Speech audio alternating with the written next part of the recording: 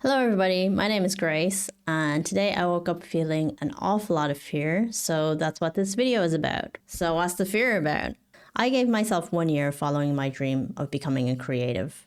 Actually, when I finished school and started college, I studied animation and I had a short career in animation, but it didn't work out for various reasons. Then I moved to a career in tech, which paid me pretty well and allowed me to save some money. The respect was nice, the salary was nice, the 9 to 5 of it was nice.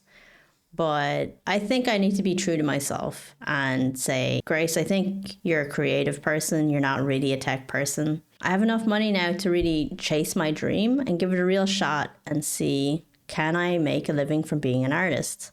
So I've given myself 1 year to try and create some kind of YouTube following, some kind of business where by the end of the year, if I can pay my bills somewhat with a creative income, then I'm going to stick with it.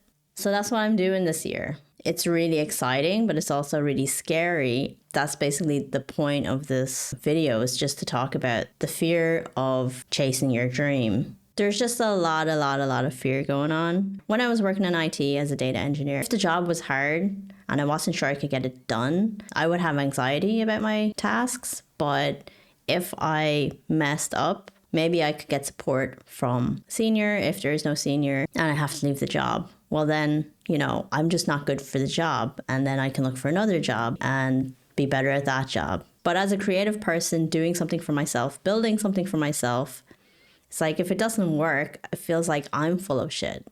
I'm shit. I really want this thing. Am I good enough to have it? Unlike tech, it feels so abstract. There's no set formula. I wake up in the morning. My planning mind says, yes, your plans make sense. If you just put in the hours every day and make it happen, eventually you'll get this result that you want. But my fear and my emotions, they say other stuff. Are you sure this isn't like the other things that you started and failed at? If you really try and fail, you're going to humiliate yourself in front of everybody. You're going to waste all your money that you worked so hard to save. You're just going to realize that you're actually full of shit and you can't do what you thought you could do. If you don't try, you still have this part of your ego that says, well, maybe I could have if I had the opportunity. But if you give yourself the opportunity and really try and fail, then what have you? And that's really scary. But it's not like I'm not used to doing scary things. I've done a lot of scary things in my life. I moved country several times. I did stand-up comedy once just to see what it felt like, and it was terrifying. I don't want to do it again. A lot of the things that are scary that I can do, it's because I sign up, I jump, and then the rest of it is just survive the experience because I'm already locked in. Creativity, following your dream is different. It's like every morning you got to fight the brain goblins. Every moment that you give them to kind of regroup, they come back stronger. When I sit down at my desk and I start working and I get into a flow, then it's cool. Then I get some momentum and it's like, oh, this is doable. The tasks are doable. It's just thinking about the mountain. It just freaks me out. Even if I have a good flow in the morning, the brain goblins come back after lunch. And, you did a lot today. Maybe you can take a break. Are you sure you want to do that? You're not sure how you can do it. Maybe the idea will come to you later if you just take a break now. And then the break lasts a little bit too long. The procrastination goes on. And then you wonder to yourself, if this is really my dream, why am I running away from it? I just wanted to say that I'm a creative. I'm chasing my dream. And part of me yearns for the 9 to 5, even though it drove me crazy. I mean, there were good times when I was working in tech where I was really solving problems and building cool things and working with intelligent people, nice people. But then there was always something that fell off inside. This is not really what I'm meant to be doing.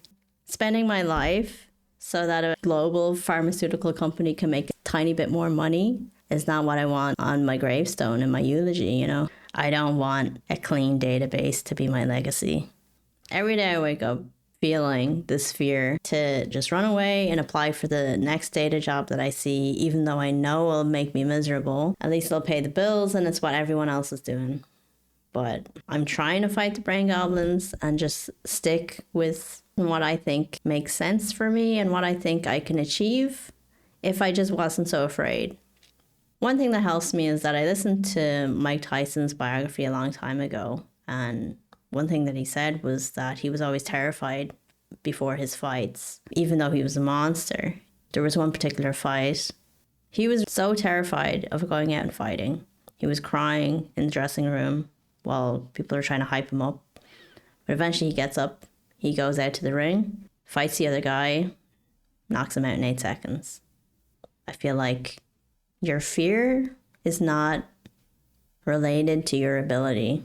And the only thing that really counts is what you do in a day and your ability. And your ability just grows the more time you put into whatever you're doing. If you can relate to anything that I said, please leave a comment below. Maybe I can learn some tricks that you guys have. You've mastered your mind much better than I have. And I'd really appreciate that. That's it for today's video. Thank you for watching, and fingers crossed. I'm a creative Mike Tyson. I cry and then knock out the art in 8 seconds. That's what I would like.